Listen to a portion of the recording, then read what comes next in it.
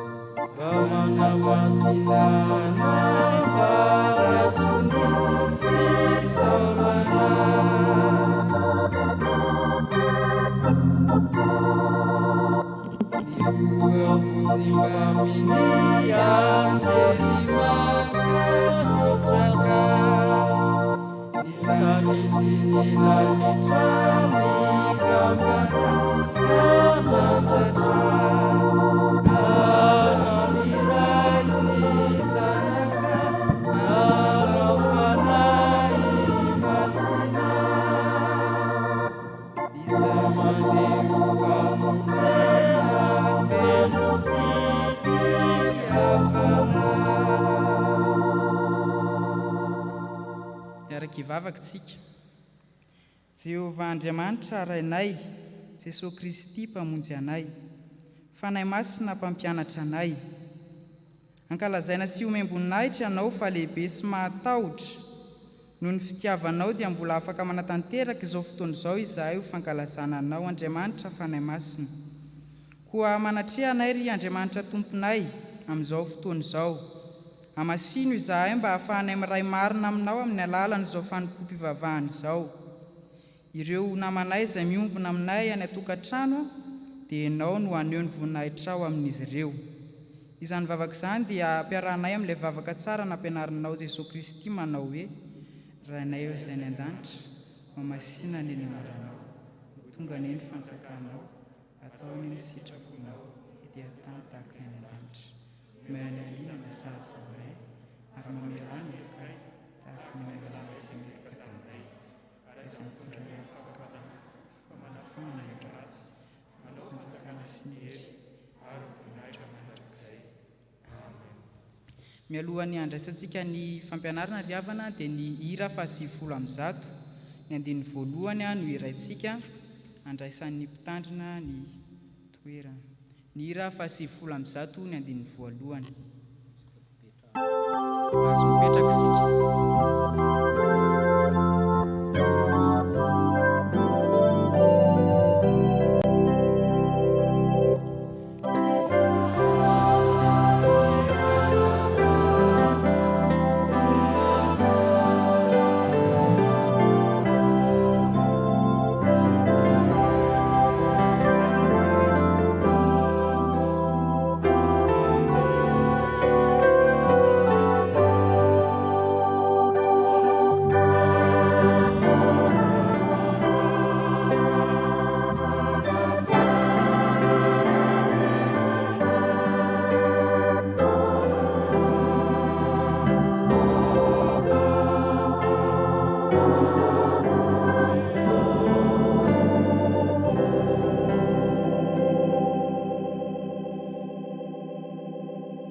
Havana ho amintsika rehetra ny fahasoavana mba ny fiadana amin'Andriamanitra raintsika sy Jesosy Kristy mpamonjy antsika ho mba mifampiraisina amin'ny fanahy masina.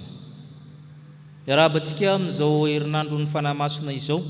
Fanahy masina araka ny Paoly Apôstôly no anarantsika mandritra izany herinandro masina izany. Marihana fa maro 340 ny isan'ny epistily nosoratan'i Paoly. Ka nanaovantsika fampianarana dia ireo epistily 7 voalohany na ny epistily lehibe laharana voalohany amin'ny Paoly le 7 voalohany ireo dia ny Romanina, ny Korintiana anankiroa, ny Galatiana, ny Filipiana, Tesaloniana voalohany ary ny Filemona, ireo natao hoe epistily laharana voalohany amin'ny Paoly. Dia izay no akatsika ny fampianarana.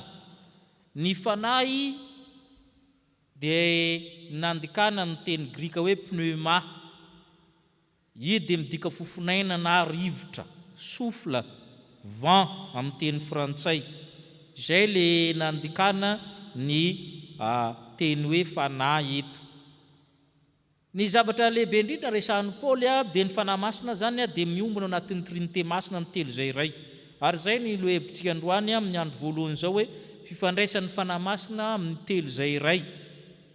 Miombona zany izy io fa tsy misaraka. Raha vao miresaka fanahy masina i Paoly dia resahany matetika zany ny Andriamanitra ray Jesosy Kristy ary ny fanahy masina. Hitantsika voalohany zany amin'ny fiantsoana. Ny anarana iantsoana ny fanahy masina zany dia mifandray amin'ny maharay an'Andriamanitra ray, mifandray amin'ny Jesosy Kristy zanaka leo anaran'ny fanahy masina. Jerentsika ireo anaran'ireo. Ny Romanina 9:7 amin'ny Paoly ihany araka ny fampianarana teo no resahantsika fa tsy miresaka boky hafa itsika fa ny fampianaran'ny Paoly. Romanina 9:7 no ahitantsika anarana anankiroa dia ny fanahin'Andriamanitra sy ny hoe fanahin'i Kristy.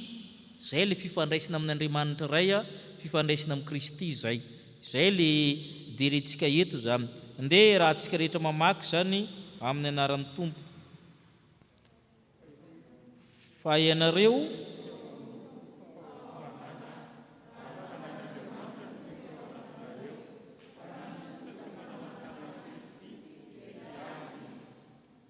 izay ianareo Paoly Apôstôly tsy ao amin'ny nofo ao amin'ny fanahy. Raha ny fanahin'Andriamanitra mitoetra anatinareo, fa raha misy koa tsy manana ny fanahin'i Kristy dia tsy azy izy, tsy an'i Kristy. Io zany le fanahy zany ampifandraisan'ny Paoly foana amin'Andriamanitra ray sy Jesosy Kristy. Resaka fahafahana no diran'ny fanahy eto. Itsika zany dia voageja amin'ity nofo ity, voagejan'ny filaminofo, mila sakafo, fahasalamana, mila rehetrarehetra hatramin'ny safosafo sy ny sisa, zay le hoe ny nofo io zany mangeja. Ary ny nofo dia miketriketrika zavatra tsy manjary mandrakariva. Ka io zany ahitana hoe fanahin'Andriamanitra ao anatintsika dia mihevitra ny momba ny fiadanana. Ary fanahin'Andriamanitra io zany atao hoe fanahin'i Kristy koa io. Rehefa itoeran'ny fanahin'Andriamanitra ny mino, dia afaka mifanamelohan'ny lalàna, afaka mifahalemeny nofo, afaka mandeha araky ny fanahy izy. Ary izay mandeha araky ny fanahy izay natao hoe olona ao amin'ny fanahy na pneumatie. Ary io fanahin'Andriamanitra tsy hafa fa io ihany ny fanahin'i Kristy. Ary io ny marika fa any Kristy ianao. Raha misy tsy manana ny fanahin'i Kristy dia tsy any Kristy. Zany hoe rehefa tsy manana ny fanahy masina zany ianao dia tsy manana ny fanahin'Andriamanitra, tsy manana ny fanahin'i Kristy, sady tsy any Kristy ianao ny tsy an'Andriamanitra. Misy manko ry avina fiangonana mivavaka amin'ny fanahy masina fa tsy mivavaka amin'ny Jesosy Kristy. Tsy Andriamanitra hono io. Fanahin'Andriamanitra ihany ny fanahin'i Kristy. Rehefa tsy manana an'io ianao sady tsy any Kristy ny tsy ho an'Andriamanitra. Zay no dikan'io teny fofo io hoe mifandray ao anatin'ny Trinité zany ny fanahy masina. Sady fanahin'Andriamanitra le fanahy no fanahin'i Kristy. Jerentsika ny soratra masina faharoa, Galatia amina toko fahaefatra ny andinin'ny fahaenina. Galatia amina toko fahaefatra ny andinin'ny fahaenina. Galatia amina toko fahaefatra ny andinin'ny fahaenina. Vakitsika. Ary satria zanaka ianareo dia nirahan'Andriamanitra ho atam-pontsika ny fanahin'ny zanany miantso hoe Abareo. Zay no ao. Ary satria zanaka ianareo, misy teny hoe satria, misy teny fampitahana ny dikan'izay. Satria zanak'Andriamanitra isika. Ny satria zanak'Andriamanitra zany hoe amin'ny maha zanak'Andriamanitra atsika dia naniraka Andriamanitra. Izy ny rahana ny fanahin'ny zanany. Andriamanitra mananjanaka anankiroa isika, zanaka natsangana isika sy zanaka tena izy nanateraka i Jesosy Kristy. Ka natao hoe fanahin'ny zanany, nataon'ny Baiboly malagasy zedra lehibe fanahy amin'ny Kristy. Ny dikan'izay fanahin'ilay zanak'Andriamanitra tokana dia Kristy. Ny raha ny voaka, ny raha ny voaka midikany eo. Midikany eo zany ny raha ny voaka zany to send out amin'ny teny anglisy na to send away. Zany hoe ny raha ny lavitra, avy lavitra zany le fanahy midikany io. Ny raha n'Andriamanitra avy lavitra, avy aiza moa ny raha anazy izy tsika? Avy aiza moa ny fanahy? Avy any an-danitra. Ny raha ny avy tany lavitra tamin'ny fanahy, ankaiza izy? Ahoana ozy ny teny? Dia ny raha n'Andriamanitra ho ato am-pontsika. Ny raha ny avy lavitra tany ho ato am-pontsika zany io fanahin'ny zanany io. Io fanahin'ny zanany io ny fanahin'ny zanak'Andriamanitra, fanahin'ny Kristy ihany dikan'izay, satria ny zanaka io Kristy. Rehefa io fanahin'ny zanaka io anatsika, dia io fanahy io miantso, tsy tsika fa ny fanahy, mikikika izy miantso hoe Abareo. Aba zany tena ray mianina, ilazana dada. Dada ray ny dikany. Io ny fanahy masina io zany no miantso aloha fa tsy tsika tandremy tsara. Io fanahy masina io zany miantso amin'ny teny Grika io kradzo, miantso mafy izy. Tsy ilay isika ny miantso. Misy resaka fanazavana orthographe sy grammaire eto. Ny mety ho sujet na ny lazaina dia isika. Ny raha natapontsika ny fanahin'ny zanany, raha isika ny miantso pluriel izay. Fa tsy pluriel izy fa singulier, filaza tokana fa tsy filaza maro. Zany hoe le fanahy masina no miantso hoe Abareo, fa tsy isika. Ary zay le fanahin'ny zanany ato anatintsika. No zany, zao no dikany. Tsy afaka miantso an'Andriamanitra ho raintsika isika raha tsy manana ny fanahin'ny zanany. Fanahin'ny zanany ao anatintsika no ahafahana miantso azy ho ray. Izy zany miantso fanahin'ny zanany, ilazana azy. Any amin'ny Romanina toko fahavalo izy dia milaza hoe fa ny fanahy dia miara-milaza amin'ny fanahintsika fa zanak'Andriamanitra isika.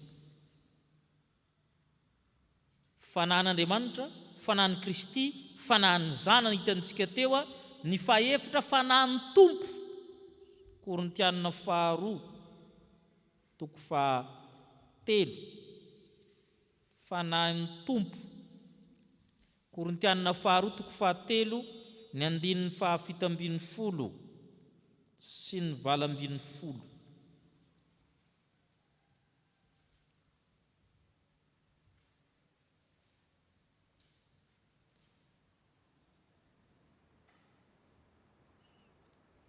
Vakitsika ary ny tompo izany fanahy izany, ary izay toeran'ny fanahy amin'ny tompo ny toeran'ny fahafaha.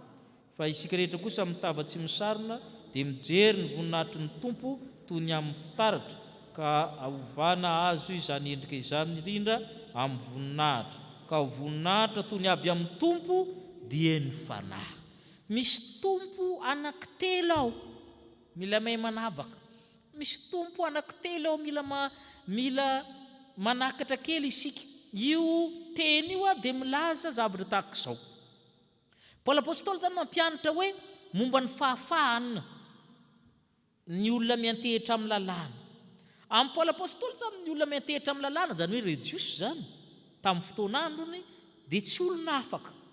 Misy voaly manarona azy, misy fisalobonana manarona azy, misy sarina, misy voaly zany manarona ny fon'le olona. Tamina nolorina amin'ny didy folo manko a nazava be ny tarehin'i Mosesy. Tsy sahy mijery azy ny zanak'Israely ka nasiana voaly na fisalobonana na sarina amin'ny tarehin'i Mosesy. Ny fiantraikany ny Paoly apôstôly rehefa mamaky testamenta taloha ny Israely, ny Jiosy, dia misy voaly koa ny fono. Ka rehefa mamaky eo izy tsy mahita amin'ny Jesô. Izay no mahatonga ny Jiosy mandrika ny roany mbola tsy mihinana Jesô ny ankamaroany satria misy voaly ny fono. Misy voaly amin'ny fono, misy sarina. Izay koa mahatonga ny olona tsy mihinana Jesô na toriana filazantsara ipiripirina eto amintsika ary. Misy sarina, misy voaly ao anatin'ny fono reny olona reny. Ka ninona teneninao tsy mandray an'io izy.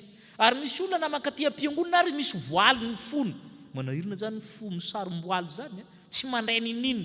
Izay ny zavatra ampianarin'ny Paoly. Ka reny olona reny Paoly apôstôly mila miverina amin'ny tompo dia afaka ny voaly. Vakitsika amin'izay zany izy amin'ny 1:20 hoe rehefa miverina amin'ny tompo izy dia hoe sorona ny fizalobonana ny voaly. Le tompo voalohany resahana eo a dia Jesô.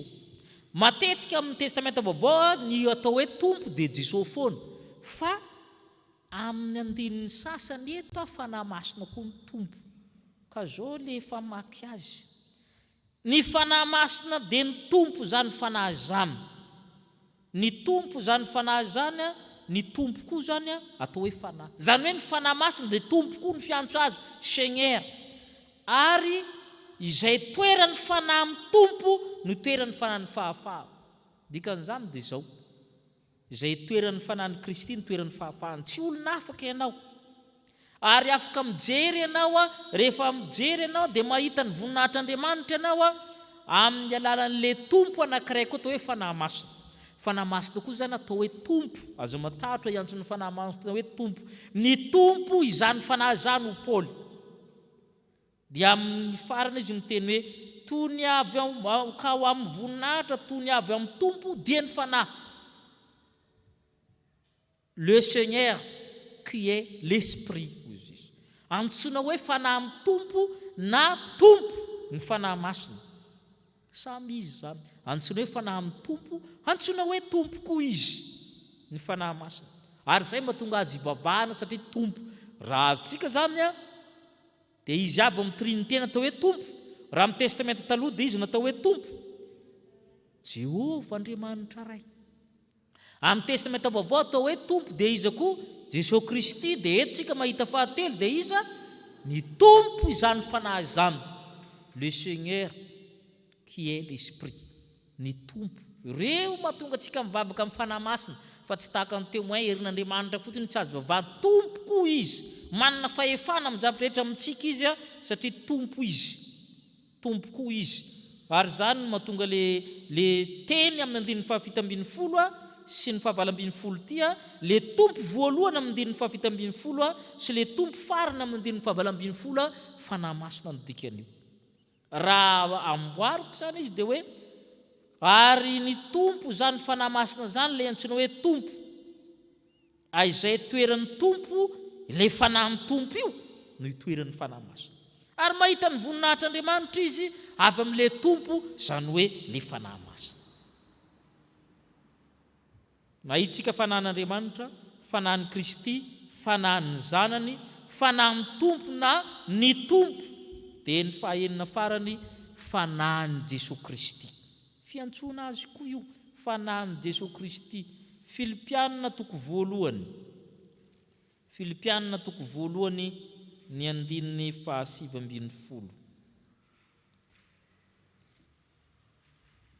Filipianina toko voalohany ny 7:7. Vakitsika rehetra.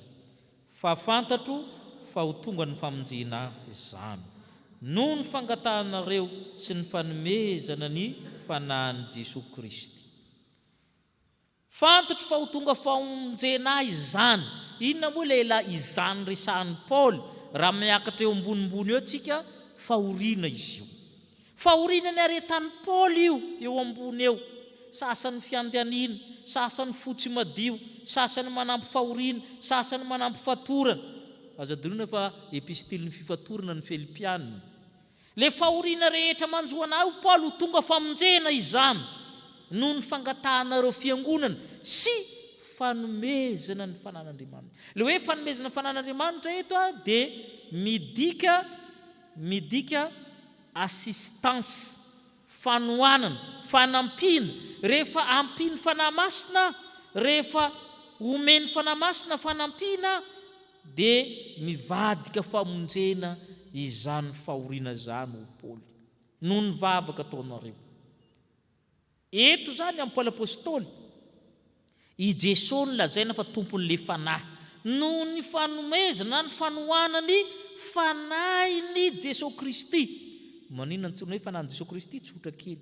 Jesosy Kristy le olombelona le nijaly, le feno fahoriana, kanefa i Jesosy Kristy ihany no Kristy izay nandresy ny fahafatesana.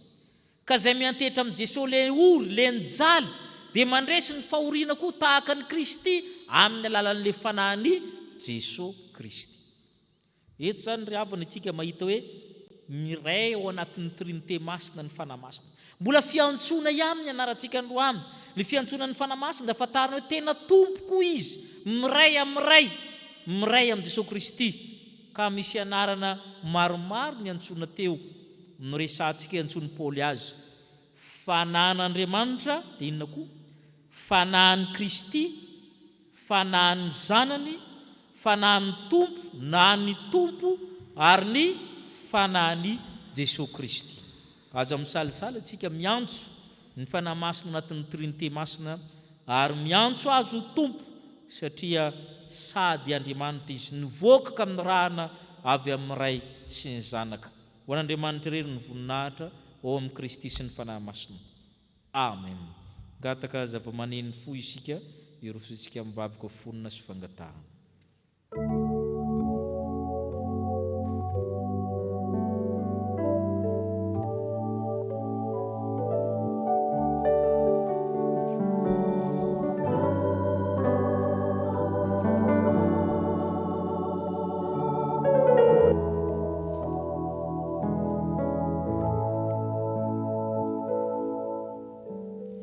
Ivavaka isika. Ry Andriamanitra rainay, misaotra anao noho ny fitiavanao anay. Nampianatra anay ianao anio ny amin'ny fanahy masina, izay Andriamanitra tokoa, isan'ny trinité izay ankalazainay sy isaoranay miaraka amin'Andriamanitra Ray sy Zanaka. Isaoranay ny fampianarana izay natolotra ho anay anio, nampianatra anay bebe kokoa momba n'izany fanahy masina izany, ny fiantsoana ahafahanay miantso ny fanahy masina. Ankehitriny nefa Tompo dia mahatsiaro menatra sy mangay ahy izahay, satria mahatsiaro fa tsy tanteraka eo anatrehanao. Manaiky ho voagejan'ny filany nofo izahay, ary manaiky ho andevozin'ny Satana, izay manakana anay tsy ahafantatra anao Andriamanitra, izay misakana anay amin'ny firaisana aminao fanahy masina sy ny fampiraisanao fanahy masina anay. Mifona Jesosy satria diso izahay eo anatrehanao. Mifona Tompo satria tsy mahafantatra akory izahay hoe aika io ny fanahy masina dia Andriamanitra tokoa ka tokony hivavahana, tokony ankalazaina miaraka aminao Andriamanitra, ary tokony ho tompoinay satria tompo izy. Fa indraindray izahay Tompo dia manompo zavatra tsy misy dikany. Indraindray dia manompo vola, manompo arena, manompo voninahitra eto amin'ity tany izay fandalovana ity. Mamindrafo aminay Jesosy, mamela ny lokay. Ankehitriny Tompo dia mangataka izahay, satria no Andriamanitra mampianatra anay hangataka, ary ny fanahinao masina izay mitoetra aty anatinay dia ahafahanay miantso anao ho abarainay. Ao ireo mpiara-mivavaka aminay Tompo, ianao no hitahirin'ny finoany tsirairay avy, mba ahafahanay mifikitra aminao Andriamanitra, ahafahanay manantena mandrakarivany amin'ny fiainana izay ampanantenainao.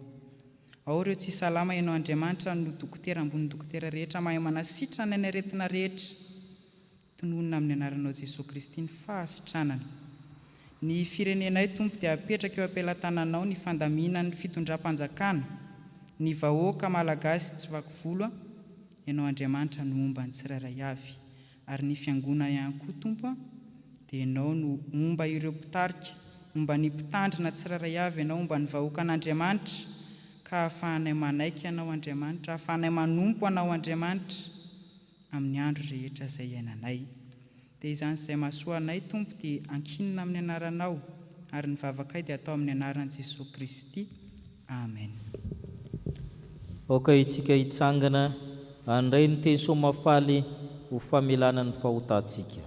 Hoy ny apôstôly masina: ary toy izany koa ny fanahiny mamonjy ny fahalementsika, fa tsy fantatsika izay vavaka tokony ataontsika, fa ny fanahiny mifona amin'ny fitaraina tsy azo tononona, ka izay mandinika ny fo no malala ny hevitry ny fanahy, satria araka n'Andriamanitra ny fifonany ho amin'ny olona masina. Noho izany dia voavela sy voafava koa ny fahotanareo ny amin'ny anaran'i Kristy Tompo, samyamideran'ny Tompo ianareo. Sambatra ny olona izay voavela amin'ny elony, sy voasarona ny fahotana. Sambatra ny olona izay tsy tsain'ny Jehovah eloka, ary tsy misy fitaka ny fanahiny. Amen. Hipetraka isika rehetra. Misaotra ny Tompo tsika riavana ny amin'ny nahatanteraha amin'ny andro voalohany amin'ny herinandro ny fanahy masina. Raha pitsosika ny lohahevitra ny fanahy masina sy ny telo izay iray aminy toyiny, fa momba ny fitsanganana amin'ny maty indray no resahantsika.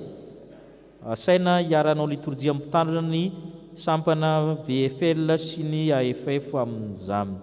Dia misaotra ny Tompo tsika riavana. Hitsangana isika hiderin'Andriamanitra amarana ny fotoana nira fa sy nira voalahatra amin'ny raitsika, ny 7:100 ny andinin'ny voalohany sy ny fahatelo.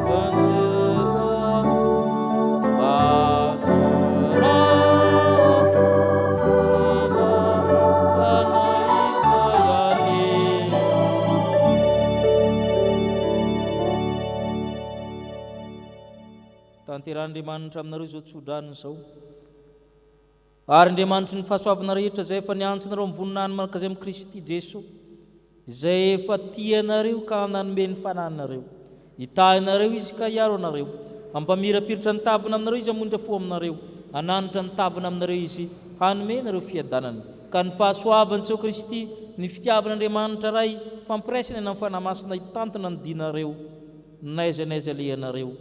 Amen. Hipetraka hivavaka mangina isika.